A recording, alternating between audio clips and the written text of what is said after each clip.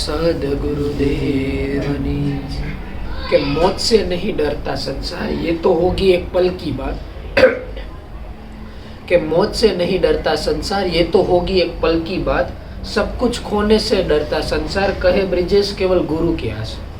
કે આપણે જે સમજેલા ઋષિ મુનિઓ હતા, જે કાલાંતર યુગની અંદર હતા, એ લોકોનો મત એવો હતો કે ઘણા વ્યક્તિ ખબર એવું કહેતા કે ભાઈ જ્યારે મૃત્યુ આવે ત્યારે વ્યક્તિ એનાથી બીતા હોય. ઘણા વ્યક્તિ એમ કહેતા ભાઈ મારે આજે મરવું નથી. હવે ઘણા વ્યક્તિ એવી વાતો કરતા હોય કે કોઈ પણ વ્યક્તિ હોય, આપણે ગાડી હકાવતા હોય તો હમણાં જો આપણે ઉત્તરાયણ જેવો સમય આવશે ત્યારે ગાડીની આગળ ઓલો તાર જેવું બાંધે. એ તાર જેવું એટલે બાંધે કે કોઈ પણ જ્યારે દોરો કેવું કંઈ કપાતો તો ગળાની અંદર આવી ન દે. આવી કોઈ પણ વસ્તુ આવે છે બધા વ્યક્તિ પોતપોતાની રીતે સુરક્ષા રાખે છે. કે અત્યારે કેમ શિયાળા જેવું વાતાવરણ છે તો આપણે આપણી રીતે સ્વેટર કે જર્સી આવી રીતે પહેરી લઈએ છીએ. આવી કોઈ પણ એવી વસ્તુ છે કે જે પોતાના બચાવ માટે રાખીએ છીએ. તો આપણે શું કામ રાખીએ છીએ?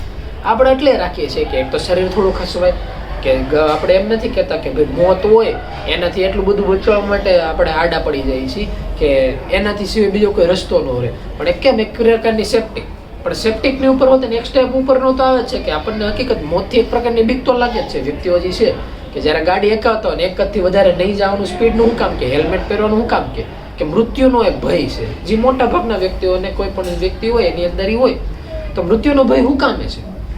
તેમાં જે સમજેલા ઋષિ મુનિઓ છે એ લોકોનો મત એવો છે કે જે મૃત્યુનો જે ભય છે ને એ હકીકત વ્યક્તિને મોતનો ભય નથી. વ્યક્તિને ભય એનો છે કે જ્યારે એનું મૃત્યુ થાય છે ત્યારે એની પાસે જે કોઈ વસ્તુ પહેલેથી છે, આ વસ્તુથી વ્યક્તિ અગળો થઈ જાય છે કે જ્યારે વસ્તુ એના હાથમાંથી વહી જાય છે. અને એ રીતનું થઈ શકે કે અમે જ્યારે સ્કૂલે હતા ને ત્યારે નૈનામાં એવી વસ્તુ હતી કે ક્યારેક સ્કૂલમાં હોય ત્યારે લેસન એવું આપેલું હોય. હવે બધા વ્યક્તિને આપેલું હોય અને અમુક લેસન એવું હોય કે એવું ન હોય કે આજે કોઈ કાલ બતાવવાનું. અઠવાડિયે આખા અઠવાડિયાનું લેસન આપેલું હોય. 11-12 સાયન્સમાં એમાં ભણતા એટલું બધું લેસન હોય કે આખા 15-15, 20-25 પાના નાખી થપ્પી હોય કે સોમવારે આપ્યું હોય આખું અઠવાડિયું લખીને બીજા સોમવારે દેવાનું. એમાં બધા જે સર આપે બધા સિસ્ટમ અલગ અલગ હતી એટલે પોતપોતાની રીતે લેસન લઈને સાઈન કરીને આખો થપ્પો ભેગો કરે અને પછી તમે બધા એમ જ જોક્સ કરતા કે આગળ બધું આખો થપ્પો લઈ જાય ને પછી આ લોકો બેઠા બેઠા ખમણ ખાય કે ભાઈ પસ્તીમાં દે ત્યાંથી લોકો ખમણ એમ ખાય. પણ એમાં એક સર એવા હતા, એ સર કેવું કરે લેસન લે ને એટલે અમારા હાથમાંથી લેસન લઈને અમે નજર સામું જ પન્નાના બે ફાડ નાખે, ફાડીને અમને જ પાસ આપી જાય કે આલ્યો તમારું લેસન ચેક થઈ ગયું. એટલે ત્યારે અમે ઘણી વખત એમ કહેતા કે આખું અઠવાડિયું મહેનત કરીને બહાર જઈને ફાડો ને મને નજર અમે શું ફાડો છો કે મહેનત ઉપર પથારી ફરતી હોય ને એવું દેખાય કે એને કાંઈ લેવા દેવાની, ખાલી લે પાના ગળે ભાઈ 14 પાના થઈ ગયા ફાડીને સીધા મારા હાથમાં દઈ ગયો. તે થોડુંક એવું દુઃખ થતું. પણ ત્યારે વસ્તુ સમજાતી નહીં કે એટલી મહેનતથી કરેલી વસ્તુ નજર સામે હવે એમનો વેસ્ટ થઈ જાય છે ને એની આપણને કિંમત હતી. જેમ જેમ ધીમે ધીમે મોટા થઈ એમ એવો ખ્યાલ આવવા મળ્યો. કેવું નહોતું કે કાગળની અંદર બોલપેનથી કોઈ વસ્તુ કલાકો સુધી લખવાની આપણે મહેનત કરતા. એની સ્ટેજ આપણે જ્યારે ધંધામાં મહેનત કરતા હોય, ઘરબારમાં મહેનત કરતા હોય, બાળ બચ્ચા હોય એમાં મહેનત કરતા હોય, કે એની સિવાય પોતાના કોઈ શોખ માટે કોઈ વ્યક્તિ મહેનત કરતા હોય, કોઈ સંગીતનું સાધન શીખતો હોય, કોઈ ગીતનું શીખતો હોય, કોઈ ડાન્સનું શીખતો હોય, કોઈ મારી જો ગેમ રમવા મહેનત કરતા હોય કે ભાઈ એની અંદર હોતે કલાકોના કલાકો નાખી જાય. કે અમુક યુટ્યુબની અંદર અમુક વિડીયો જોતા હોય ને એ લોકો કલાકોમાં એવું બતાવે કે હજારો કલાક સુધી એક ને એક વસ્તુ પાછળ મહેનત કરીને એવું કર્મ કરીને બતાવે કે ભાઈ ગેમમાં આવું કોઈ નહોતું કર્યું ને એવું અમે કરીને બતાવ્યું. એક પ્રકારની મહેનત એ પ્રમાણે એ લોકો નેટની અંદર મૂકે એટલે અમુક ટકા ધનબળ હોતે ને એકત્રિત થતું હોય. પણ સરવાળે જ્યારે મહેનત કરે અને પછી કોઈ પણ વ્યક્તિ એમ કે ભાઈ હાલો આમાં 0-0 કરી નાખો, ડિલીટ કરી નાખો બધું, તો વ્યક્તિને દુઃખ થાય છે. આ જે દુઃખ છે ને એ જ મોતથી બીકનું કારણ છે. કે જ્યારે મોત નજીક આવે ત્યારે આપણે એમ કહીએ કે અમને હજી ઘડીક ટાઈમ રહેવા દો. કોઈ પણ અજ્ઞાની વ્યક્તિ હોય, કોઈ પણ વ્યક્તિ હોય, એને અહીંથી જવું નથી. એની પાછળનું કારણ જ છે કે મૃત્યુ લોકનો કાં કોઈ વ્યક્તિ એને એવા પસંદ છે, કાં કોઈ એવી વસ્તુ પસંદ છે, કાં એનાની મહેનત કરેલી કે જેમ કે ધંધો હોય આખો મહેનત કરીને ધંધો કરેલો હોય, કે આ દેશી સિસ્ટમમાં ન કહેતા કે જમીન વ્યક્તિને એટલી વાલી છે. એવી કોઈ પણ વસ્તુ છે કે વ્યક્તિને એટલી વાલી છે કે એના લીધે વ્યક્તિને છોડવા તૈયાર નથી, એટલે એને મોત ગમે છે.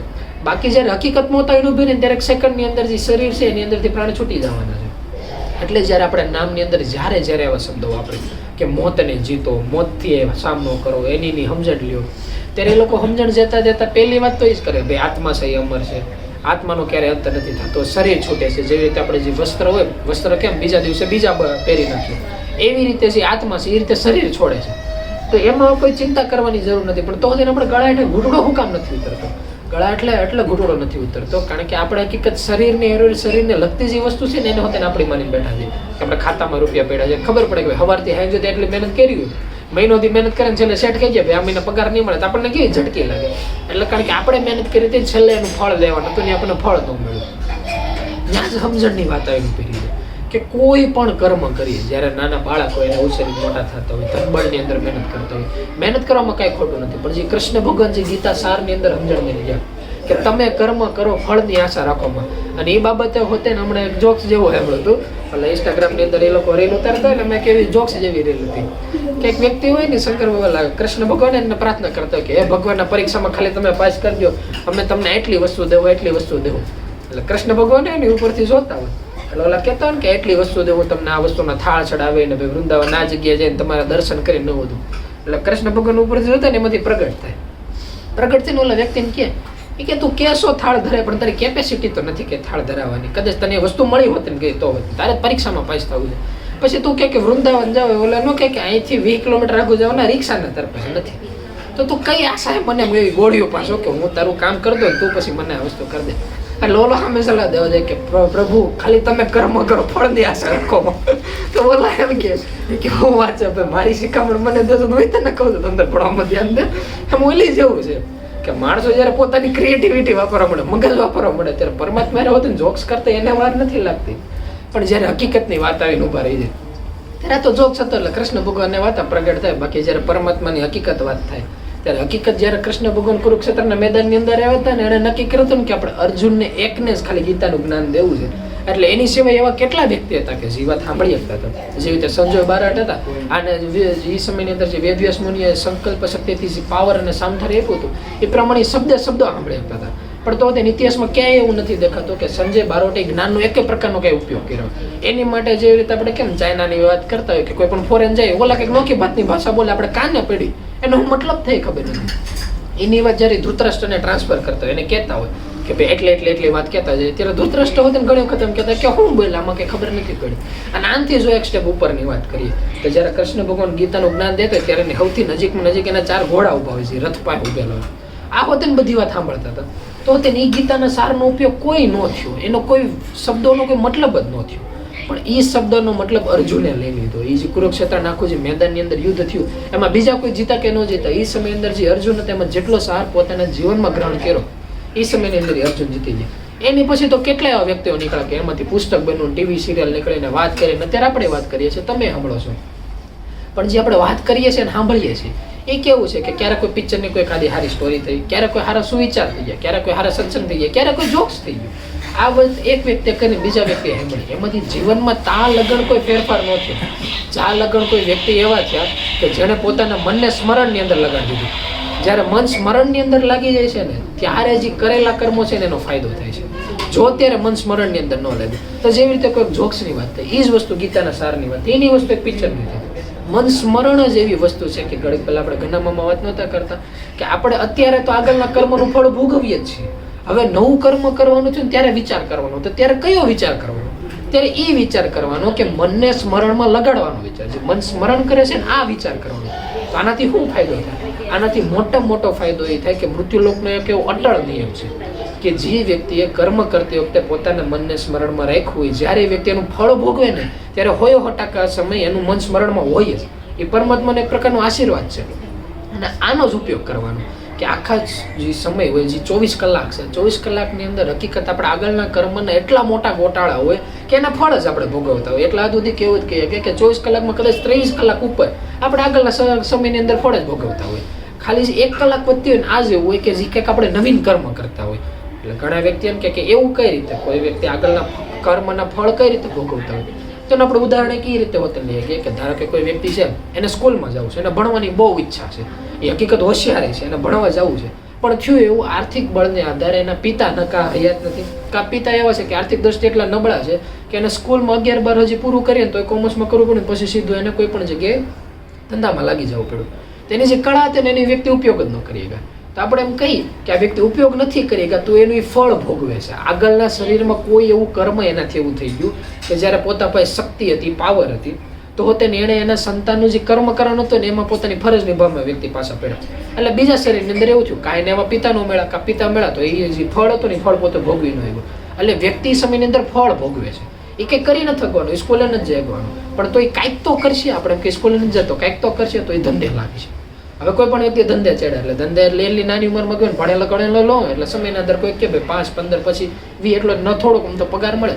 હવે ત્યાંથી બીજો કર્મ ચાલુ થાય. કે વ્યક્તિએ કર્મ કર્યું તો અહીંયા ઓપ્શન આવે કે એને કર્મ કરવા માટે હોતે જગ્યા મળી કે નહીં, કે ધંધો નોકરી મળી કે નહીં.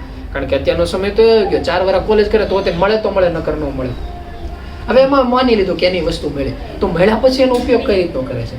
કે અમારે ક્યારેક દુકાને કઈ રીતના ક્યારેક વ્યક્તિ હોય કે ક્યારે અમુક દોસ્તારો વાત કરતો હોય, એક વ્યક્તિ એવો હોય કે 15, 20, 25, 50,000 મળતા હોય તો તેનું ફિક્સ જ હોય, એટલા રૂપિયા મળે એમાં એટલો હપ્તો ભરી દેવાનો, એટલે એસી કરવાની, પીવામાં નાખવાના, નોકી જગ્યાનું ફિક્સ જ હોય.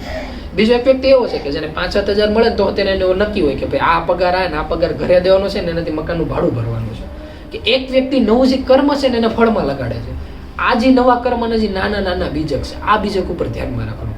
કે જ્યારે હવે તો આપણને એમ કેમ ખબર પડે કે ભાઈ 24 કલાકનો સમય છે, આમાંથી 23 કલાક આગળનું કર્મ ભોગવીએ છીએ ને, હજી 1 કલાક છે ને અત્યારનું કર્મ છે. આપણને ખબર કઈ રીતે પડે? એ ખબર એ રીતે પડે કે કુદરતી રીતે આપણને મંત્ર યાદ આવે કે ભાઈ આપણે સ્મરણ કરવાનું. એમને કોઈ કામ કરતા અચાનકનો મંત્ર યાદ આવે, આજે યાદ આવે ને આ શબ્દ પકડી લેવાનો, એ જેવું યાદ આવે ને એને એ જ સેકન્ડ જે મન છે ને એને સ્મરણમાં લગાડી દેવાનું. પછી પૂરી એવી કોશિશ કરવાની કે સતત સ્મરણ કરતા રહી. તો તેને એક એવો ટાઈમ આવશે, કાંઈક એવું કામ આવી જાય કે ઓલા નો કે ભાઈ લે ને 500 નો બંડલ છે તું ગણી લે ને, આપણે કાંઈ લેતી દેતી વગર ગણવા જઈને ઓલું નામ ભૂલાઈ જાય. પછી કોઈ પણ વાતમાં લાગી જાય, વિચારોમાં લાગી જાય, અને જે ઓલું મંત્ર છે ને ભૂલાઈ ગયું. તેમાં ખોટું મગજ એવું નહીં દોડવાનું, કારણ કે એટલા વર્ષો વયા ગયા. તો હોતે ને આપણે કે એક તાર હજી સુધી લાગ્યો નથી, તો ભવિષ્ય લાગે એની માટે જે કોશિશ છે ને કોશિશ કરતી રહેવાની. જેમ ડગલે કોશિશ કરતા જાય એમ સમય એવો થાય કે જ્યારે શરીર હોય છૂટવાનું ચાલુ થાય, બીજું શરીર લેવું એ છૂટી જાય, ત્રીજું શરીર લેવું છૂટી જાય. પણ જો કોઈ પણ વ્યક્તિ છે એને સતત કર્મ અને આ એક જ દિશાની અંદર લાગી રહ્યું, તો એવું થાય કે ગમે ત્યારે એ આત્મ મૃત્યુ લોકો ઉપર આવે, એને ક્યારે મંત્રની ક્યારેય ઉપાધિ જ ન હોય. કે આપણે જેમ કે તેજસ્વી આત્મા મોટા ભાગને એવા કહે કે એને અમુક વસ્તુની ઉપાધિ જ ન હોય, ગમે ત્યારે મૃત્યુ લોકમાં હોય ને એને નામ મળે છે, એને ગુરુ મળે છે, અને ગુરુ હોતે જે હોતે ને એવા પ્રખર જ્ઞાની મળે કે ખાલી એની પાસે મંત્ર દીક્ષા લઈને કયું કરી નાખે. પછી એને 12,960 કલાકની ઉપાધિ ન હોય, એનાથી એટલું તો થઈ જ જાય, એટલું સામ થાય કે પાસે એ વ્યક્તિ પરલોગામી પૂગી જાય. આવા જે તેજસ્વી આત્માઓ છે, એ તેજસ્વી આત્માને એનાથી એક સ્ટેપ આગળ જવાની જરૂર છે. એક સ્ટેપ આગળ એનો કયો છે? એક સ્ટેપ આગળ એ છે કે જ્યારે એને ફ્રી સમય મળે ત્યારે મનને સ્મરણમાં લગાડતા સમજણ એટલા સુધી ઊંચી લઈ જવાની. ઘણી વખત હું પ્રભુ અમે વાતો કરતા ને ઘણી વખત કહું કે વિશ્વનો અત્યાર સુધી કેવો એક એવો રાક્ષસ નથી થયો, કે એક એવો વ્યક્તિ નથી થયો કે જે પરમાત્માને એની જે અખિલ બ્રહ્માંડની જે મસ્તી છે ને ત્યાંથી એને ઊભા કરવાની સામર્થ્ય રાખ્યું. પણ જેટલા વ્યક્તિ એવા થયા કે જે પરમાત્મા એની પરલોકની અંદર શાંતિ રાખીને બેઠા હતા, ત્યાંથી મૃત્યુ લોકમાં આવ્યા, એ બધા એના ભક્તો હતા. તે બધા ભક્તો કઈ રીતના હતા? બધા ભક્તો એવા હતા કે પ્રભુ તમે કહો એ જ અમે કરીએ, અમારે આમ જ કરવું છે. એની સેવાય કરે, ચાકરી કરે, બધું કરે. પણ વચ્ચે ક્યારેક અડધી કલાક એને ફ્રી મળી જાય ને એમાં એવું કંઈક કર્મ કરી નાખે કે પછી એનાથી ભેગું ન થાય. પછી પ્રભુને આરાધના કરે કે હવે અમને ઉગાડો. એ ઉગાડવા માટે ઓલા લોકો આવ્યા રાખે છે. એટલે જ્યારે એમ થાય ને કે આપણે પરમાત્માની સેવા કરવી છે, ત્યારે સૌથી પહેલું કામ નહીં કરવાનું કે જે ઓલા લોકો પાસેથી ઘડીએ ઊભા કરીને જ્યારે આવવાનો સમય થાય છે ને એ ન થાય. એ કઈ રીતે થાય? એ સીધી વસ્તુ છે, આપણે જ કંઈ ઊંધું કર્મ કરવું નથી, થઈ જાય છે. તો એ શું કામે થાય? એ રીતે થાય છે કે જ્યારે સમય મળે ને ત્યારે કોઈ વચ્ચે એવો ટાઈમ આવ્યો હતો કે આપણી પાસે 24 કલાક ફ્રી સમય હતો. ઉદાહરણ લેવો તો આપણે રવિવારની રજા, વેકેશનનો સમય, આપણે હાલનો સમય છે, અમારા કોલેજનો સમય હતો ત્યારે બહુ એવો સમય હતો કે આ ફ્રી હતો. ત્યારે 3 કલાક આપણાથી થઈ કેમ નથી? આ 3 કલાક તો ન થઈ, 1 કલાક એ નથી, 3 મિનિટ એ નથી, 3 સેકન્ડનો શ્વાસ એ નથી, 4 સેકન્ડનો ખાલી એક શ્વાસ આવે ને આ સ્મરણ હોતે ને પણ એ દિવસથી ભૂલાઈ ગયું. તો ભૂલાઈ ગયું ને આયક નહીં થવા દેવાનું. એમાં ધીમે કોશિશ કરતા જાઓ એટલે કેવું થાય, આગળના જન્મજાત સંસ્કારો તો ભેગા આવવાના છે, આ શરીરમાં છે, આવતા શરીરમાં રહે. પણ ધીમે આપણું સામથર એકત્રિત થાય ને એક પ્રકારનું સુરક્ષા કવચ બનાવી નાખશે. કે ધારો કે એવું થયું, એક ઉદાહરણ લઈ લે કે કોઈ એક આત્મા છે ને ચોરી કરવાની ટેવ છે, તેજસ્વી આત્મા છે પણ કુદરતી રીતે ચોરી કરવાની ટેવ છે. આમાં ઘણા બધા અકર્મ હોય, કોઈ કામી હોય, કોઈ ક્રોધી હોય, કોઈ લોભી હોય, કોઈ અભિમાની, કોઈ પણ હોય. પણ એક નાનકડું ઉદાહરણ લઈ લે કે ભાઈ આ એક વ્યક્તિ છે ને ચોરી કરવાની ટેવ છે, પણ એ હરખો છે, ખાલી ક્યારેક એની ઈચ્છા થઈ જાય છે કે ચોરી કરવી છે. એટલે આપણે એમ કે એવું કેમ?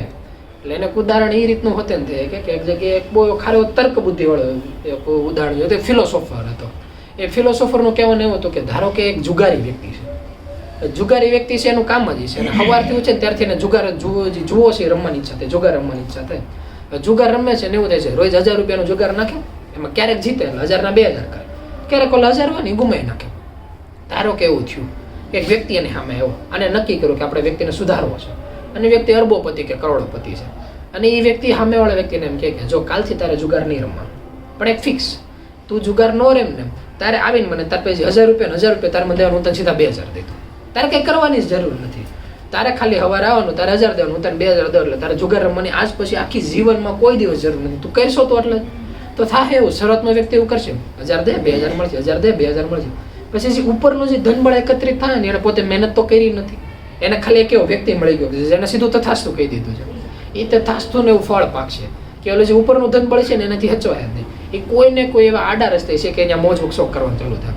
પછી વ્યક્તિ કંટાળશે ને એટલે જે ઓલી જુગારની લત હતી એની પાછી ચાલુ થાય. કે કોઈ વ્યક્તિ એવું છે કે એને તથાસ્તુ કહી દીધું છે કે જેટલા પાના નાખ્યા બધા પાના એને હરખા પડશે તો વ્યક્તિ કંટાળી જાય. એ વ્યક્તિ એવું થાય કે અમુક સમય જાય ને એટલે સાયકલ નીથી અઘરી કંઈક ગેમ ગોતશે, એથી અઘરી કંઈક જુગાર ગોતશે કે 1000 ના 2000 નહીં, મારે 1000 ના 10,000 કરવા છે. એની જે લત છે ને લત છોડાવી પડે. એવી રીતે જે ચોરીની જે આપણે લતની વાત થઈ હતી એમાં અમે ઊંધું થઈ જાય કે ધારો કે કોઈ જુગારી એવો છે એને કોઈ વ્યક્તિ એવો કહી જાય કે તને શ્રાપ દીધો, આજ પછી તું જે કોઈ જુગાર એમને તું હારવાનો જ છો, તો હો તેને અમુક સમય આવશે ને પછી મગજથી કન્ફ્યુઝ થાય કે ભાઈ આપણે એને કેમ એવું થાય છે. જે જુગારી વ્યક્તિ છે એનું સતત એનું જીવન ચાલુ રાખવા માટે ક્યારેક એ જીતવો જોઈએ ને ક્યારેક હારવો જોઈએ, ક્યારેક જીતવો જોઈએ ને ક્યારેક હારવો જોઈએ, તો એનું જીવન નોર્મલ રીતે હાલતું હોય ને માયલે રાખે. એમાં સેજ અપડાઉન થયું એટલે વ્યક્તિ ગોકે ચડે, કા ગરીબ થયો તો ગોકે ચડે, કા ધનબળ વાળો થયો તો તેને ગોકે ચડે. આ એક નોર્મલ મનોવૈજ્ઞાનિક રીતે વ્યક્તિની ટેવ છે. આ સેમ ટુ સેમ એક તેજસ્વી આત્મામય થાય છે કે એને કોઈ પણ એકાદી ઊંધી એવી લત લાગી કે ઉદાહરણ દેતા હતા ચોરી કરવાની, હવે એને લત છોડવી છે તો એની માટે તો પહેલા જ બે વસ્તુ લાગુ પડે. સૌથી પહેલા તો પરમાત્માનું કવચ એની આડું લાગી જાય કે આગળના શરીરમાં એને જ્યારે ભજન મળ કર્યું હોય, પ્રભુની સેવા કરી હોય, ઈજી લત આવી હોય ને એટલે કેવું થાય ચોરી કરવા જાય એટલે પહેલે એક વખત સક્સેસ થાય, બીજી વખત સક્સેસ થાય, ખબર પડે નાટ્ય છોડો એટલું જેટલું બેલેન્સ હોય ને સીધું લોક થઈ જાય. પછી જે ગુરુ તત્વ હોય ને એવો હાથ રાખી જાય કે ચોરી કરવા જઈને પકડાઈ જાય એટલે ભાઈ જેલમાં જાય ને એનું જે કે 2-5 વર્ષ પછી વરાને સજા થતી, સજા થઈને બહાર આવે પાછી ચોરી કરવાનો વિચાર કરે ને ત્યાં 2-3 જણા સલાહ દેવા મળી જાય કે આ વ્યક્તિ પકડાનો હતો, આ વ્યક્તિ પકડાનો હતો. એમ કરતા એની પાસે જે કરા હોય કે ચોરી કરવા માટે શરીર હરખું હાલવું છે, બુદ્ધિ હરખી હાલવું છે, આ બુદ્ધિ હાલ જવા મળે, આ શરીર જવા મળે કે ઓલા જેવું છે કે કોકને લાફો મળે તો કાંડામાં જોર તો હોવું જોઈએ ને. આ ધીમે ધીમે જ્યારે વ્યક્તિ પાસેથી જવા મળે ને પછી કેવું થાય ખબર, એનું એક શરીર છૂટે, બીજું એક શરીર એવું હોય કે એને પછી કળા ન હોય ને ઈચ્છા બહુ થાય આપણે કરવું છે પણ કળાથી તો કરી કઈ રીતે હવે. એમ કરતા કે આખી શરીર એવું છૂટે કે એનાથી નવું કર્મય ન થયું, ઈચ્છાએ રહી પણ કઠણ થયા રાખો કે કરવું છે પણ નથી થતું, કરવું છે પણ નથી થતું. એમ કરતા પાછું શરીર છોડે એટલે શરીર એવું આવે કે એની પાસે પરમાત્મા દ્રષ્ટિએ થોડી કળાઈ આવે પણ જો ઈચ્છા હતી ને થોડીક ઓછી થઈ ગયું. એ પાછું મૃત્યુ લોકનું જે નિયમ આવે ત્યાં લાગુ પડી જાય કે પરમાત્માને સ્વતંત્રતા આપે કે હવે તાર કરવું હોય તો હજી એક ડગલું આગળ જાય ને એક ડગલું પાછળ જાય, ત્યાં કઠણ થવાનું, ત્યાં પોતાના પ્રાઇવેટ પોતાના કર્મ આવે. એનાથી બચવું તો મનને સ્મરણમાં લગાડી દેવાનું. માની લે કે ભાઈ સવારથી સાંજ સુધી આપણાથી નથી કઠણ થતું તો સવારે ઉઠવાનો એક ટાઈમ નક્કી કરી નાખવાનું કે ઉઠતા હોય તો આપણે બ્રશ કરવું કેમ ફરજિયાત છે, આપણે નાવું કેમ ફરજિયાત છે, એ રીતે 5 મિનિટ ધ્યાનસ્થની અંદર સ્થિર થઈ જવાનું. અને જ્યારે ધ્યાનસ્થની અંદર સ્થિર થાય ને ત્યારે હઠયોગી જેવું જીવન નહીં કરવાનું. એટલે આપણે એમ કહીએ કે હઠયોગી અને ધ્યાનમાં બે વચ્ચે ફરક શું છે? બે વચ્ચે બહુ મોટો ફરક એ છે કે જ્યારે કોઈ પણ વ્યક્તિ હઠયોગ ઉપર ઉતરી જાય કે ધ્યાનમાં બેવું છે, સામથરી એકત્રિત કરવું છે, એ રીતે મનથી વિચાર કરતો હોય કે સ્મરણ કરે ને એટલે એનો વિચાર એમ જ હોય કે આપણે ધ્યાન મતલબ એ છે કારણ કે આપણે સારું થવું છે કે કેમ કીધું કે આપણે ચોરીની આદત છોડવી છે, આપણે મૃત્યુલોકના જે કર્મ છે નામાં સુધારવું છે. વ્યક્તિ પોતાના ઉદ્ધાર માટેની કોઈ પણ પ્રકારની મહેનત કરે છે, એટલે મહેનત કરે છે કેવું વિચાર કરે છે. અને એક બીજો આત્મા છે એ એટલે ધ્યાનમાં બે છે કે ગુરુ મહારાજે કીધું ધ્યાનમાં બેહવાનું એટલે બેહવાનું, એને કાંઈ લેવા દેવા નથી કે આપણું કંઈક સારું થાય ખરાબ થાય. આપણે ભલે 24 કલાક એ રીતે જિંદગી જીવીએ ગઈએ કે ન જીવીએ ગઈએ પણ જેટલો ટાઈમ ધ્યાનસ્થની અંદર સ્થિર થાય ત્યારે ખાલી એક જ ગણતરી કરવાની કે આપણે એટલે આ કરીએ છીએ કારણ કે ગુરુ મહારાજે આપણને કીધું છે, કારણ કે આપણે સ્મરણ કરવાનું છે, ખાલી લોકોના કયામાં રહેવા માટે આ કરીએ છીએ.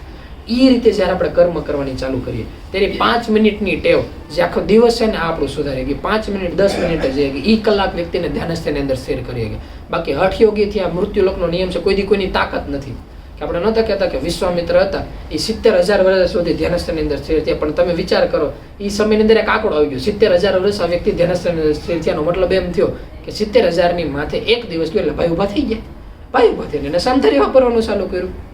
આવું એક વ્યક્તિ પાસે નથી. કેટલા તમને આપણને એવા આંકડા સાંભળવા મળે કે ભાઈ આ વ્યક્તિ એટલા વર્ષ સ્થિર થયા, આ વ્યક્તિ એટલા વર્ષ સ્થિર થયા, આ વ્યક્તિ આટલા વર્ષ સ્થિર થયા. જે સમજેલા આત્મા હોય જે તેજસ્વી ઋષિમુનિઓ હોય ને એનો ક્યારે કોઈ આંકડો જ બારો નથી. ક્યારે એવું સાંભળ્યું વિષ્ણુ ભગવાન એટલો સમય ધ્યાનસ્થની અંદર સ્થિર થયા? ક્યારેય નહીં. ક્યારે રામનો સાંભળ્યું આ રામ જે હતા એટલે સમય અંદર ધ્યાનસ્થની અંદર સ્થિર થયા? ક્યારેય નહીં. એટલે કારણ કે સ્થિર થવાનો જે એન્ડ છે ને કે હોય જ નહીં. કે જેટલો સમય ગયો, જ્યારે સમયનો આરંભ થયો ત્યારથી જે આત્માએ નામની શોધખોળ કરી અને નામને સ્મરણની અંદર લગાડ્યું હજી સુધી એ આત્માનો ક્યારેય કે શ્વાસ છૂટો નથી ગયો. એ આત્માની સામું ક્યારેક આપણે લવારી કરીને એમ કહી કે તમને હું ખબર પડે તો 2 મિનિટ વિચાર કરી લેવાનો કે ખબર પડવાના જે 3 શબ્દો છે ને ખબર એટલી હોતે ને આપણને ખબર નથી પડતી. એટલી જ એની પાસે પાવર છે.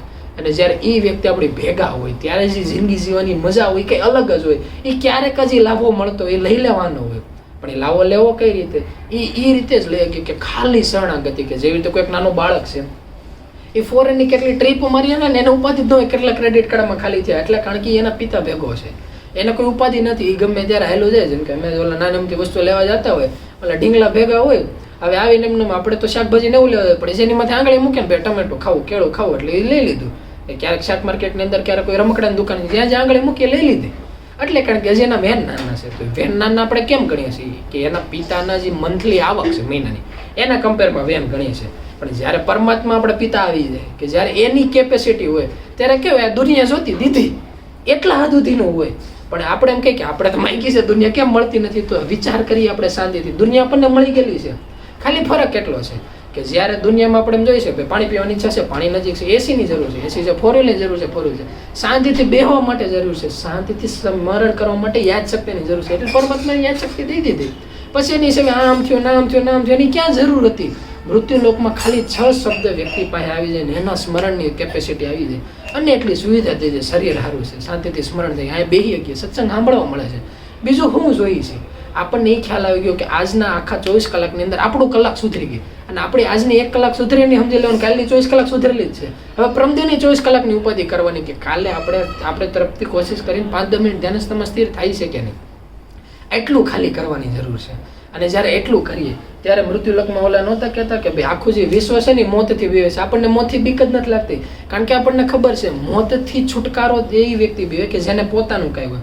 આપણું તો કંઈ હતું નહીં, આપણે પરમાત્માના બાળક હતા ને પરમાત્મા ક્યાંય જવાના છે અને આપણે એના બાળક છે, આપણે કોઈ દી મોટા નથી થવાના એ બાબતે. તો જેટલી વખત શરીર લેવું, જેટલી વખત જીજી જગ્યાએ જવું, જેટલી વખત પરલોકમાં સમયની અંદર રહેવું, ત્યાં જેટલી જરૂર પડશે એ આ લોકો હર સમય આપી જ દેવાના છે.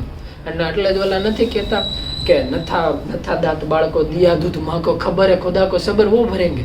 એમ એની જેવું છે કે જ્યારે બાળકનો જન્મ થાય ત્યારે માતાના શરીરની અંદર દૂધ દેવાની શક્તિ હોતી ને એ લોકોએ જ આપી હતી. તો જ્યારે આપણે એવડા બાળક હતા ત્યારે આપણે રક્ષણ કરતા હતા, અત્યારે હોતે આપણું રક્ષણ એ શક્તિ કરી રહી છે. ખાલી પ્રોબ્લેમ શું છે કે જે નાનું બાળક હોય એમ કે મારે આ નથી ખાવું, મારા ખાવું છે, ત્યાં વાંધો આવે છે. કે જ્યારે એક સંતુષ્ટિ છે આ એક વ્યક્તિની અંદર હોતે ન હોવી જોઈએ કે પરમાત્માની અંદર જે એવું એ સંતુષ્ટ મનને રાખવાનું. એમ નથી કહેતા કે ઈચ્છાને મારી નાખો, આપણને કોઈ વસ્તુની ઈચ્છા છે કયો ઈચ્છા રાખો, મહેનત કરો તમ તારે કે ભાઈ આપણને શોખ છે ભાઈ એટલી મોટી વસ્તુ જોતી છે, કર્મ કરો, મહેનત કરો, પણ સંતુષ્ટિ અલગ વસ્તુ છે. વ્યક્તિ મનથી સંતુષ્ટ હોવો જોઈએ અને કર્મ કરવો જોઈએ. ઈઝી જિંદગી જીવવાની કળા છે ને આખી અલગ જ છે. નકર આપણે ઉદાહરણ દેતા વાત કરીએ તો એક વખત એવું થાય, એક ખેડૂત હોય, એનું નાનું અમથું ખેતર હોય ને એની અંદર એકલો બિસાકડો મજાક મહેનત મજદૂરી હોય ને એ કરતો હોય. એની અંદર ત્યાં ભિક્ષા માંગવા માટે નોખા વ્યક્તિ આવતા હોય એટલે વ્યક્તિ થોડોક દેતા હોય, પોતાની કેપેસિટી પ્રમાણે હોય એટલું ભિક્ષા એની અંદર દેતો હોય. એટલે ધીમે ધીમે જે પશુ પક્ષીની હોય ને એ હોતે એવું જોઈએ કે અહીંયા ગમે ત્યાં જે કંઈક માગે ને એટલે ઓલા લોકોની કેપેસિટી પ્રમાણે આપે. ક્યારેક અડધું પેટ ભરાય, ક્યારેક આખું ભરાય, ક્યારેક બાળ બચ્ચાનું થાય પોતપોતાની રીતે જતા હોય. એમાં થાય એવું આ હમાસર ફરતા ફરતા જે આપણે વાંદા આવે ને એ વાંદાને હમાસર મળે એટલે 3 વાંદા ભેગા થાય. આપણે દોસ્તારું છે આપણે ત્યાં જઈએ, ત્યાં જઈને ઓલા જે ખેડૂત છે ને એની પાસે માંગણી કરીએ કે અમને અમારી રીતે ખાવા માટે કંઈક દઈ ગયો. તો અમારે શું છે બહાર કે જાવ ને એટલે પ્રકારની ભિક્ષા બધા માગે છે ને જે છે તો આપણે વાંદાનું શરીર હું ખોટું કર્યું, આપણે કેવું નથી, ઓલા જોયું નથી, ફટકાર્યું નથી, આપણે કંઈ ભૂલતો નથી એ કે તો એવી રીતે કરીએ. એટલે 3 વાંદા નક્કી કરે, ત્યાં જઈને ઓલા ખેડૂત હોય ને એને એમ કે ભાઈ અમારે ખાવા માટે કંઈક જોઈશે અમને, તમે કંઈક આપશો? એટલે ઓલા લોકો એમ કે હા ને તમ તારે, અરે તમારી કેપેસિટી જ એટલી છે, મારી તો મુઠ્ઠી ભરીને દઉં ને તો તમારે 3નું તો થઈ જાય, તમારા આખા પરિવારનું થઈ જાય. એવું ને આજકાલ તમે તારે અઠવાડિયા પૂરતાનું થઈ જાય, કદાચ મહિનાનું થતું હોય તો આપણને બહુ આઈડિયા નથી પણ એટલું તો થઈ જાય. એટલે તેને વાંધો હોય ને ખુશ થઈ જાય કે અરે આપણને તો એટલું બધું મળી ગયું હવે કે આપણે ઉપાધિ નથી. એટલે એવી રીતે અઠવાડિયું મહિના જેવું થાય એનું જે કંઈક રાશન કરિયાણું હોય પૂરું થાય એટલે નક્કી કરે કે હવે આપણે ક્યાં જવાની જરૂરત છે, પાછો ઓલા એની રીતે દઈ દે. એટલે પાછા ખેડૂત પાસે જાય, ત્યાં જઈને કે ભિક્ષા દઈ એમ તમારી તકે હોય આપો. એટલે જો ઓલા ખેડૂત હોય ને એમ કે હું તો તમને અત્યારે આપું જ છું અને તમે જેટલી વખત આપશો એટલી વખત આપી, પણ આવું કરવું ના બરોબર નથી. ભિક્ષા માંગવી એની માટે બરોબર છે કે જે આપણે ઇતિહાસની અંદર ઋષિમુનિઓ હતા કે એ લોકોએ કે કર્મ કરીને હેલા ગયા હતા કે ગમે ત્યારે આપણે એક જગ્યાએ જઈને ભિક્ષા માંગતા ને એ એટલે હોય કે શરીર ટકાવે.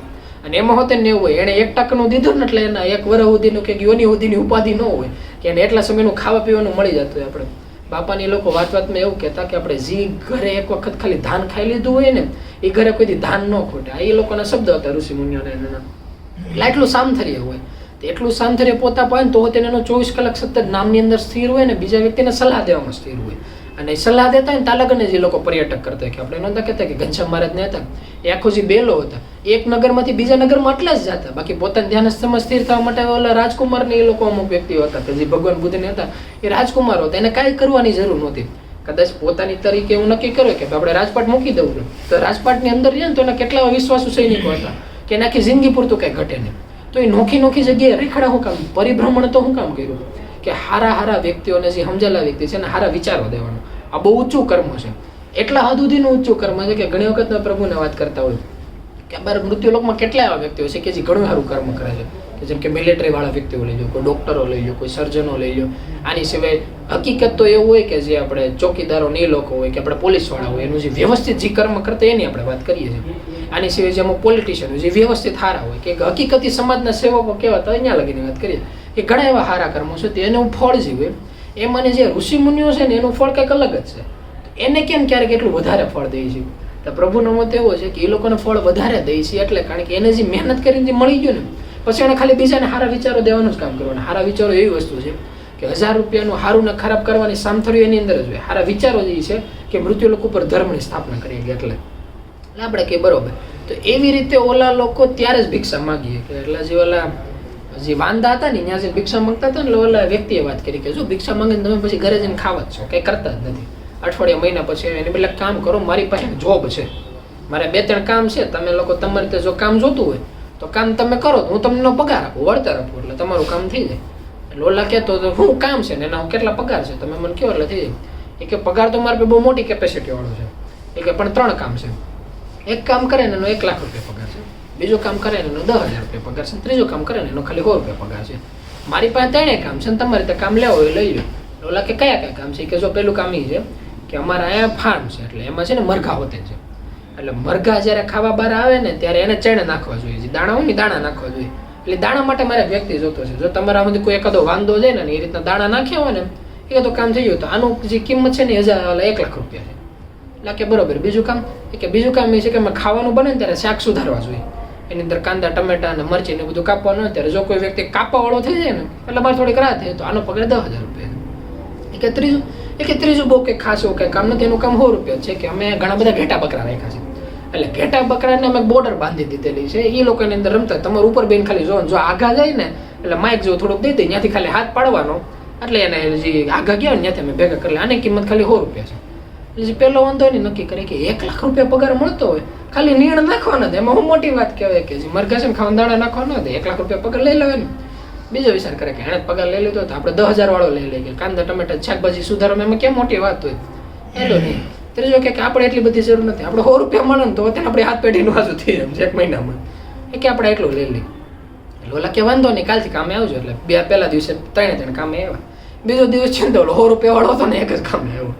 એટલે ઓલા કીધું કે હજી મેં પગાર નથી કર્યો. નકર એમ થાય કે અમુક વ્યક્તિ ન કે પગાર થાય ને બીજા દિવસે દાંડી જાય, એવું નથી કે હજી પગાર કરવાનો બાકી, બીજો દિવસ તો થયો. ઓલા 2 કેમ ના? એટલે ઓલા ભાઈ પૂછ્યું કે ભાઈ તારો ઓલા 2 દોસ્તાર તો કેમ ના? એ કે મેં એવું થયું છે, ઓલા દાણા નાખવા જવાનું નતું ને તો ઓલા કુકડાઓને ખબર ન પડી કે 2 દાણા છે ને વાંધો છે, એ વાંધા ને હોતે નહીં, લોકો ખાઈ ગયા. એક ભાઈ ન્યા વહી ગયા.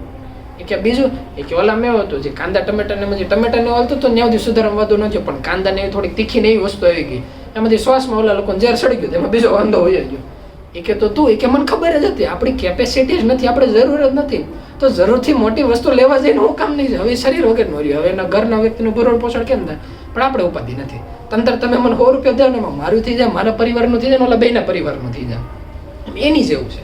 કોઈ પણ શોખ મોટા કરવા કોઈ મોટી વસ્તુ નથી. શોખ રાખો, કર્મ કરવામાં કંઈ ખોટું નથી, કર્મ કરો, પણ કર્મની વાહે દોડતા એ નહીં ભૂલી જવાનું કે આ કર્મ કરતા આપણે શું કરવા આવ્યા હતા, કે આપણે કોઈ પણ વસ્તુ જે છે એ કરીએ કર્મ એટલે કરીએ છીએ કે મૃત્યુલોકમાં તેજસ્વી આત્મા છે ને, ભલે કોઈ પણ વ્યક્તિને ગમે લાગતું પણ એક જ કર્મ કરવા આવ્યા છે. જ્યારે તેજસ્વી આત્મા જ્યારે મૃત્યુલોક ઉપર આવે, કે આપણે નથી કહેતા કે ભાઈ જ્યારે રામ મૃત્યુલોક ઉપર આવ્યા ત્યારે હનુમાન હતા, જે નલ હતા, નીલ હતા, અંગત હતા, આ બધા કયું કર્મ કરવા આવ્યા હતા?